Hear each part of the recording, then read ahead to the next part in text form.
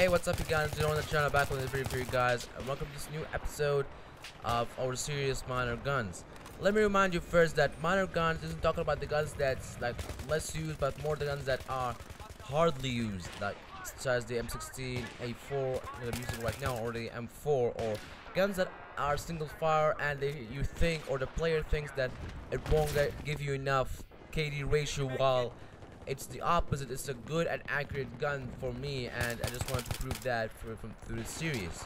So anyways, what we're going to be talking about is the M16A4. The M16A4 comes from a long family of assault rifles. It started with the M16, then the M16A1, then the M16A2, coming to the M16A3, and now the latest and newer version, the M16A4. The new version was designed to be as safe and as good as possible. I mean, with its rate of fire and selective fire it's designed for safe and accurate usage. Since the M16A4 or only for Battlefield 3 and for actually realistic use, the M16A4 has a single fire and it has a single fire and a burst fire. The reason that it has single fire and burst fire is to have an accurate and deadly shot and not miss shot any have any casualties or miss shots or shoot any non-hostile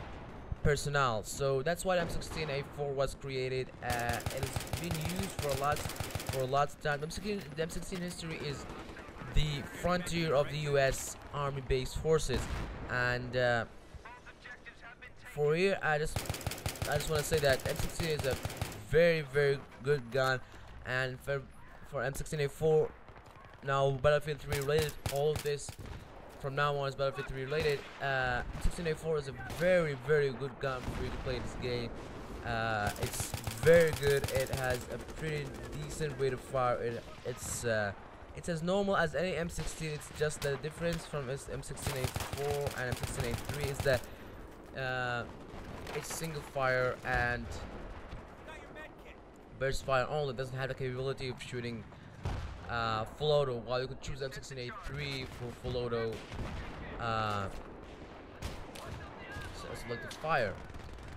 Plus the M16A4, the advantages of the M16A4 is that you can get your hostile pretty faster.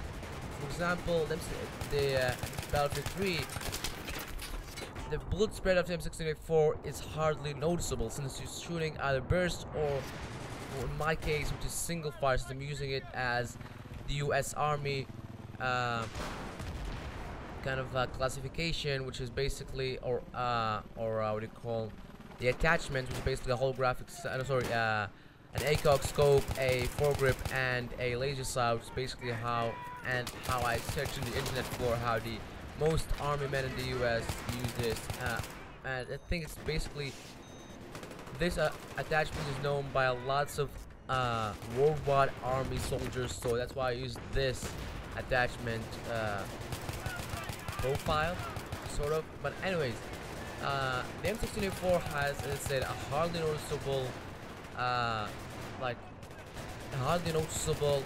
bullet spread, since the reason it has single fire, so you can basically get any hostile with each and every shot from your gun. Will take down each and every single hostile, would have contact with your hostile. That's what I'm trying to say. Each and every shot from this assault rifle will have contact with the hostile personnel. So it's a pretty great gun if you want to use it in Battlefield 3 real life, but mostly when we talk about Battlefield 3, it's an epic gun. It's an awesome gun. It's the one of the disadvantages is that it's single fire, but as I said, single fire has a lot of advantages more than its actual disadvantages. And as you see from my gameplay, I'm not doing that much bad.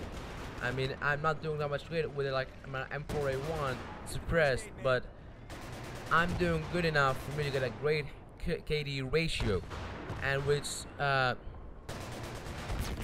great range, with its great rate of fire.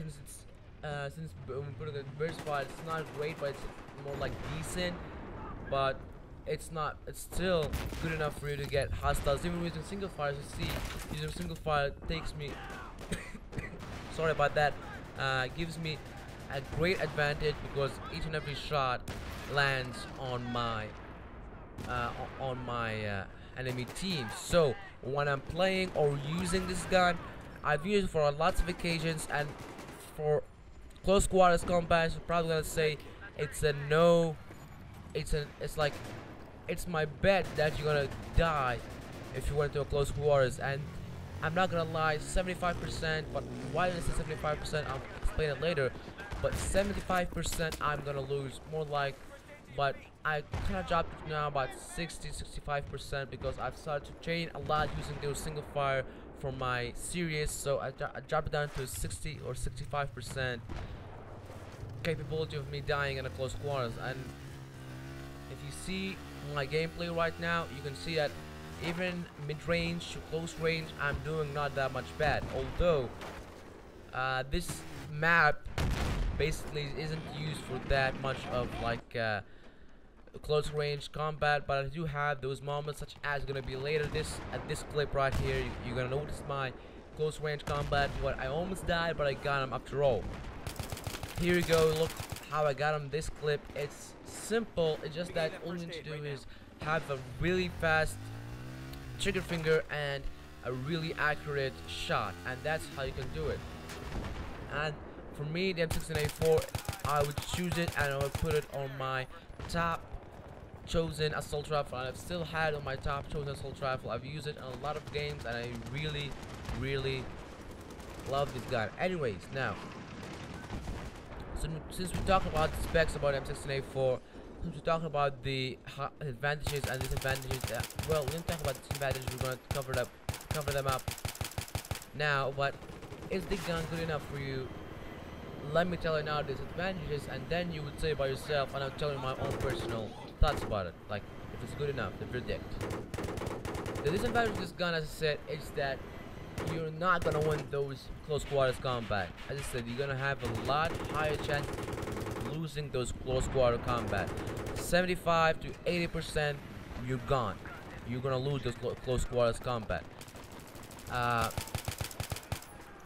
If you have this attachment profile, it's not gonna be a great gun for you. Although that since you're using for single fire, it's gonna be good for long range. With this profile, kind of give you like the mid-range, long range ability to kill enemies, but it's not gonna be good enough for you. So you're gonna need to find your own personal profile that's good enough for you to get all of them hostiles down.